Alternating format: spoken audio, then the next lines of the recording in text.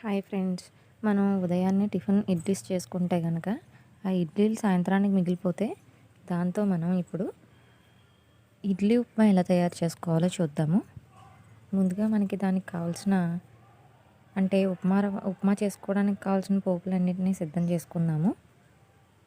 వాటన్నిటిని ఒక ప్లేట్లోకి తీసుకుని, ఒక బాణీలో కొద్దిగా ఆయిల్ వేసుకుందాము. ఆయిల్ అంతా కూడా వేడెక్కాక అంటే దీంట్లో ఇప్పుడు మీరు ఆయిల్ అంటే ఎక్కువగా వేసుకోనవసరం లేదు. 1, 2 టేబుల్ స్పూన్స్ వేసుకుంటే సరిపోతుంది. అది వేడెక్కిన తర్వాత మనం దాంట్లోకి కొద్ది కొద్దిగా తీసుకున్న పోపుల్ని వే యాడ్ చేసుకుందాము.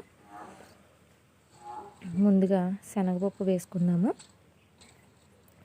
శనగపప్పు ముందుగా ఎందుకు వేసుకోవాలంటే ఇది త్వరగా వేగదు కాబట్టి శనగపప్పు, తర్వాత మినపప్పు, అదేవిధంగా ఆవాలు, ఈ మూడింటిని ముందు బాణీలో వేసుకున్న తర్వాత కొంచెం కొంచెంగా ఫ్రై చేసుకుందాము. అవి ఫ్రై అవుతూ ఉంటాయి. అవి ఫ్రై అవుతూ ఉండగా మనం ఒక స్పూన్ తీసుకుని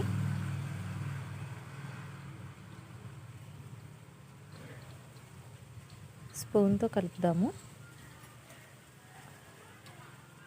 అవి కొంచెం ఫ్రై అయ్యాక దాంట్లో మిగతా ఉల్లిపాయ ముక్కలు, అల్లం, పచ్చిమిర్చి, అదేవిధంగా టమాటోస్ ఇవన్నీ వేసుకుని కొంచెం కరివేపాకు కూడా వేసుకున్నాము. అదేవిధంగా కొంచెం సాల్ట్ వేసుకుంటే త్వరగా ఫ్రై అవుతాయండి.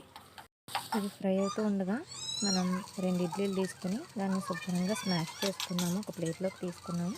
స్మాష్ చేసుకున్న వాటిని ఈ పోపులో వేసి కలుపుకున్నాము. వీటిని మొత్తంగా కలపాలండి. కలిపిన తర్వాత మనకి ఈ విధంగా ఇడ్లీ ఉప్మా రెడీ అవుతుంది.